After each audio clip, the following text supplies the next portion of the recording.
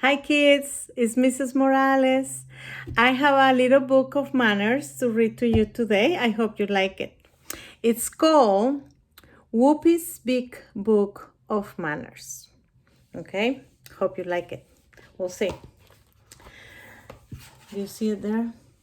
Okay, it says, nobody wants to see your finger in your nose. No, nobody.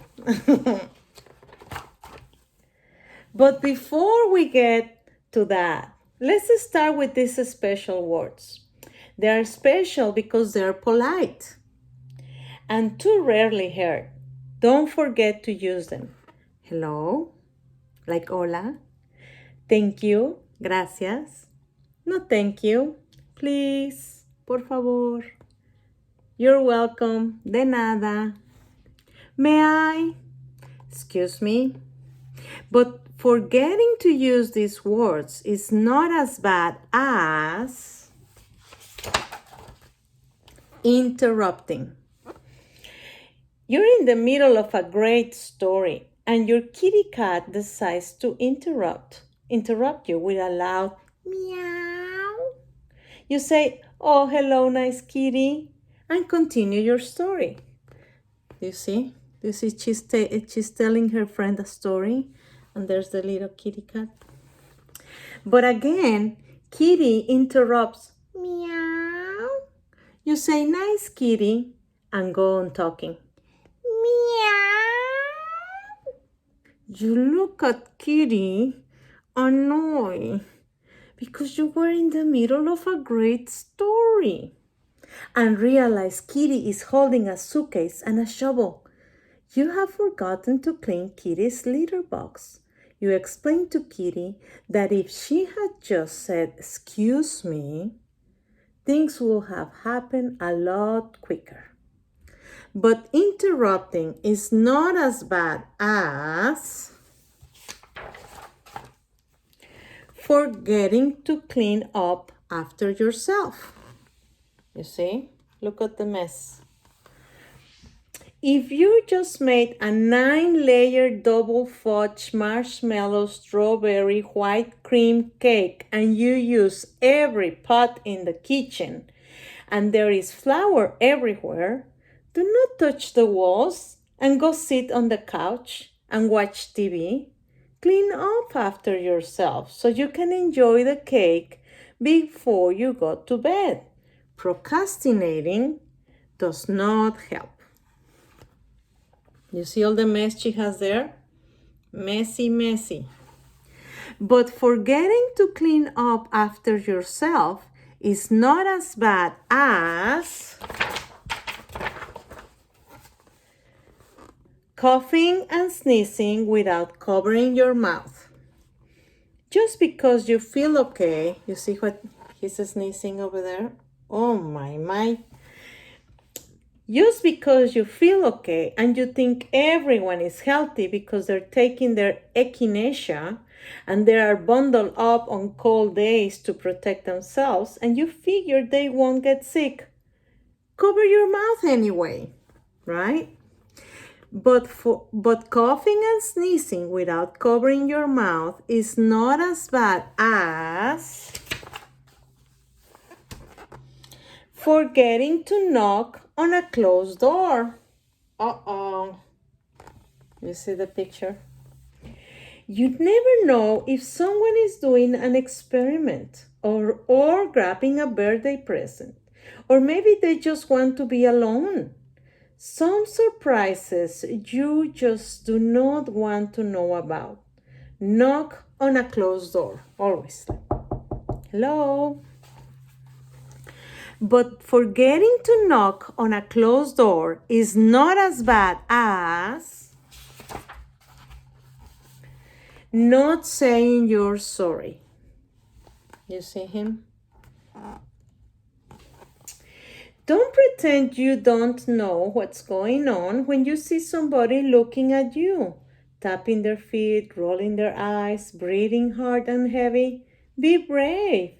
Ask the magic question. Did I do something wrong? If you did, say, "I'm sorry." Look at his attitude. He's like, I'm sorry. But not saying you're sorry is not as bad as, well, lots of things, especially at the table. Don't wipe your mouth with your hands. If you don't have a napkin or tissue, use your shirt sleeve. What? Oh, wait. I take that back. Excuse yourself from the table and get a napkin. If you are eating cream, corn, oatmeal, peas, or mashed potatoes, do not use your hands, unless you're an ogre. In most cases, ogres are exempt from having certain table manners. It's a cultural thing. Don't smack, chomp, or slurp at your table. Like, don't get into a burping contest. Don't talk with food in your mouth. Blah, blah, blah, blah. And don't lick your plate. Ew. Look what they're doing. Oh my. But not having good table manners is not as bad as bad phone manners. Look at her. If you are the caller, always say your name. Ask to speak to the person you're calling and end the sentence with please. Here's an example. Hello, this is Azalia Christmas Bubble. May I speak to Odina Finney, please? If the person you're calling is not at home or not available, say your name and number clearly and slowly, especially if it's on an answering machine, so that she can call you back. If you are the callee and the call is not for you but for someone who is home and taking phone calls, say, would you please hold on? Go and get the person. Your job is done. If the person is not home, say, Odenda is not at home. May I take the message? Write it down. You know you're not going to remember it. Thank them for calling. Put the message where the person can find it and go about your day or evening. But bad phone manners are not as bad as bad cellular phone manners. Don't think Serena Williams will be happy at Wimbledon or Tiger Woods will not roar at the master if he heard your cell phone ring, ring, right? Look. These are the worst places to be on your cellular phone, right? In a car, at the church or the mosque or the temple, in a library, at a sporting event, in a restaurant. So it's not polite to have your phone on and talking to people when you are on those places. But having bad cellular phone manners is not as bad as rudeness at the movies or in the theater. Don't talk. People can always hear you. Whisper if you must. Ungrab your candy before the curtain goes up. Go to the bathroom before you take your seat and turn off your phone. Look what they're doing. Oh.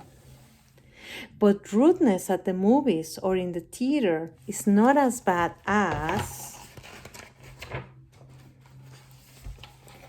being a poor sport. There are 6 rules for kids. Be a considerate spectator. Don't yell in other people's ears. Cheer your team, but don't aggravate the people around you. At all costs, avoid temper tantrums. They're not attractive. Don't yell ugly words. It makes everybody feel bad. And remember to congratulate the winner and compliment the loser because we know everybody tries their best. Now, there is one rule for grown-ups. Do you see the grown-up, the dad? Don't yell at the coach because you think little Magilia is not getting enough playing time or you think you can do a better job. If you can do a better job, go get a team of your own to coach so that parents can yell at you because they're not putting their little peony in the game. If you're a poor sport, your kid will be too. It's vicious cycle, so somebody has to break it. But being a poor sport is not as bad as elevator rudeness. Look, he's on the elevator. Have you been on an elevator before? Well, if you are in an elevator, even if you have never been in one before, and the buttons are calling you, do not press all the buttons. Fight the urge. It could be one of the most difficult challenges of your life. Do not do it. When the elevator doors open, give people enough time to get off the elevator before you try to get on. That will be very nice. Never put perfume or cologne on before entering an elevator or a plane. And don't leave a stinky air biscuit behind you anywhere. If you know what I mean. But elevator rudeness is not as bad as